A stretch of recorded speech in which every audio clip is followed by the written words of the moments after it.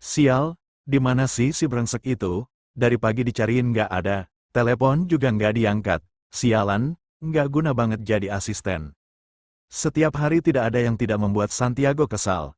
Tapi memang semenjak mencari lukisan itu, dia tidak pernah merasa tenang setiap harinya dan selalu marah. Banyak sebab mengapa dia seperti itu. Tapi pada intinya setiap rencana yang sudah ia persiapkan tidak pernah berakhir sesuai dengan keinginannya. Marah-marah mulu ih, sini aku kasih kabar bagus, nggak usah peduliin Pelmo, kau bisa gerak sendiri nanti. Helena masuk ke ruangan Santiago tanpa permisi, tapi Santiago tidak mempermasalahkan hal tersebut selagi memang apa yang baru saja diucapkan oleh Helena sungguh informasi yang berguna. Helena tidak langsung bicara, ia memilih duduk terlebih dulu. Dengan menyilangkan kakinya, wanita itu terlihat bak seorang bos. Tatapan mata penuh dengan keyakinan membuat Santiago semakin penasaran dengan apa yang hendak dikatakan oleh saudari angkatnya tersebut. TCK, buruan, kabar apa sih emangnya yang kamu bawa itu? Santiago berkata dengan nada bicara yang terkesan tidak sabar. Ia lalu menghempaskan tubuhnya di kursi depan Helena duduk. Sedari pagi dirinya sudah merasa kesal karena Pelmo entah pergi kemana. Jadi Santiago tidak ingin kabar dari Helena nanti hanya omong kosong belaka dan menghabiskan waktunya dengan percuma. Hah, dasar nggak sabaran. The Beautiful Golden Sunset. Lukisan yang kau cari-cari itu ternyata tergantung di dinding kamar Rakapitor. Apa? Serius? Santiago yang setengah tidak percaya mengguncangkan tubuh Helena. Helena seketika itu merasa kesal, ia lalu menepis kedua tangan milik Santiago dan meminta pria itu menjauh darinya. Terlihat wajah Santiago yang cerah, terlebih saat Helena menjelaskan semua yang ia lihat dan memberikan sebuah keyakinan bahwa lukisan itu asli. Berkali-kali melihat di ruangan Romario ketika masih hidup dulu, Helena sangat yakin 100% bahwa lukisan itu benar-benar asli.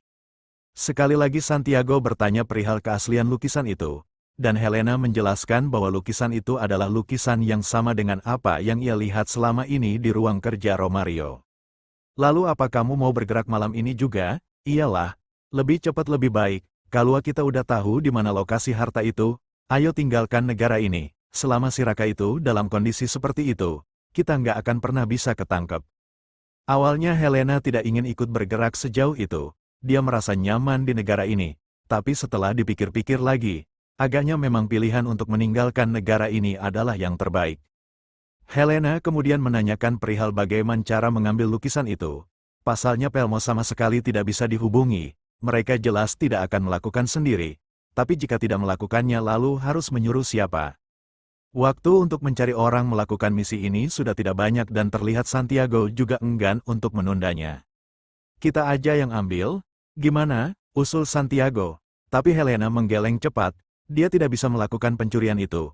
Dalam sudut kecil otaknya, dirinya enggan mengambil resiko tertangkap. Helena tidak ingin menjadi tersangka jika pencurian itu nanti gagal dan ketahuan. Kamu nggak mau? Santiago kembali bertanya, menegaskan tentang rencananya malam ini. Gila aja, nggak lah. Masa iya aku harus nyuri? Kita suruh orang aja, kalau gagalkan kita bisa lepas tangan. Santiago memutar bola matanya, apa yang dikatakan Helena benar juga. Tapi di sisi lain dia tetap merasa tidak bisa percaya ketika harus meminta orang lain untuk melakukannya. Bedebah, semua ini gara-gara si brengsek Pelmo, kemana si orang itu? Kalau lagi dibutuhin ngilang nggak jelas, kalau dia kembali aku bakal kasih dia pelajaran. Santiago mengacak rambutnya dengan kasar, menghilangnya Pelmo tanpa kabar membuat dia kebingungan saat ini. Rasa senang perihal lokasi TBGS yang sudah pasti itu harus tumpang tindih dengan rasa kesal karena bingung untuk bisa mendapatkannya. Tunggu Helena, aku punya ide lebih bagus lagi. Aku yakin ini malah lebih mudah ketimbang kita harus nyuri. Apa emangnya? Santiago menarik satu sudut bibirnya. Ia tiba-tiba mendapat sebuah ide yang menurutnya lebih bagus daripada mencuri lukisan itu. Di mana cara untuk mengambil lukisan itu malah terkesan lebih halus dan tanpa resiko. Kediaman Dwilaga. Awalnya Taraf tidak ingin melibatkan istrinya dalam rencana kali ini, namun akan terlihat mencurigakan jika ia benar-benar mengosongkan rumah dan hanya menyisakan dirinya sendiri. Mana ada pasien koma yang ditinggal sendirian di rumah, maka dari itu Taraf pada akhirnya dengan berat hati meminta Hilya untuk tetap tinggal. Apa nggak bahaya bang? Tanya Yasa. Sore itu juga Yasa, Visa dan Kaluna bersiap untuk sejenak mengungsi. Enggak ya, aman kok, nggak perlu khawatir. Ada beberapa orang profesional yang akan berjaga, lagi pula aku nantikan aktingnya kalau mereka udah datang. Jawaban Taraf sangat meyakinkan. Namun raut wajah Yasa dan Kaluna tetaplah khawatir, terlebih mereka belum bertemu dengan kedua orang tua Hilya. Baik Yasa maupun Kaluna jelas merasa khawatir kalau terjadi apa-apa dengan menantu mereka. Yah, Bun, aku nggak apa-apa kok. Ayah sama Bunda nggak perlu khawatir, ucap Hilya sambil meraih dan menggenggam tangan Kaluna. Ya, oke, tapi tetap hati-hati ya walaupun ada Nayaka dan yang lainnya. Brum mobil melaju pergi meninggalkan kediaman Dwi Laga, dan tak lama setelah itu Nayaka beserta anak buahnya datang. Taraf tidak perlu lagi mengenalkan Hilya pada Nayaka karena mereka sudah saling mengenal saat pernikahan berlangsung. Jadi kali ini Taraf hanya akan melakukan sedikit briefing tentang apa yang harus mereka lakukan nanti. Kayaknya mereka nggak akan datang deh malam ini, celetuk Nayaka, feelingnya mengatakan seperti itu. Tapi dia tetap meminta semua anak buahnya untuk bersiap. Baiklah, sekarang semua istirahat dulu aja, nanti mendekati tengah malam baru bersiap, ucap Taraf memberi instruksi. Makan malam, itulah yang dilakukan mereka terlebih dulu. Kebetulan tadi juga Hilya bersama Kaluna sudah membuat makanan yang banyak karena tahu Nayaka akan datang. Tidak banyak yang mereka bicarakan, Nayaka juga sudah tahu bahwasannya paman, bibi dan sepupunya sedang berada di rumahnya saat ini karena dialah yang menyarankan. Bang, setelah semua ini berakhir, apa yang akan abang lakukan? Pertanyaan tiba-tiba keluar dari mulut Nayaka. Sejak Taraf ditemukan kembali, pria itu benar-benar fokus untuk mengungkapkan semuanya. Maka dari itu Nayaka jelas penasaran apa kira-kira yang kakak sepupunya ini akan lakukan jika semuanya telah berakhir. Entahlah, tapi yang jelas ayah sama bunda mau ke rumah Hilya, mau ketemu besan katanya. Hilya langsung mengalihkan pandangannya ke arah sang suami. Perkataan Taraf baru saja sama sekali belum pernah ia dengar dari ibu mertuanya. Kok bunda nggak bilang apa-apa mas kalau mau nemuin bapak sama ibu? Itu masih sebatas rencana juga sayang.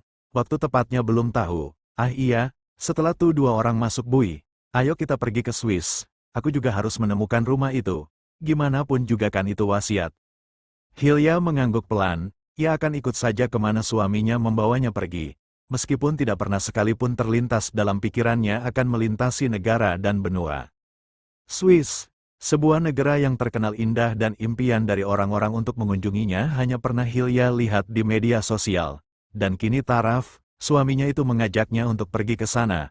Itu merupakan sebuah hal yang tidak pernah terpikirkan oleh Hilya. Meskipun masih sekedar rencana, tapi ia sudah merasa begitu senang dan bersemangat. Kap, maaf ya sayang. Aku belum bisa ngasih bulan madu terbaik untuk kamu. Enggak mas. Kita kan nggak perlu yang begitu-begituan. Asalkan ada kamu, itu udah cukup buatku. Kap, Taraf kembali mengecup pipi Hilya. Dan itu membuat Hilya malu bukan main. Pasalnya Taraf melakukan itu saat masih di meja makan dan di depan Nayaka. Ohok-ohok. Aduh keselak aku. Wajah Hilya semakin memerah karena malu. Tapi tidak dengan Taraf, dia malah memeluk istrinya itu dan menghujani dengan ciuman membuat Nayaka semakin kesal.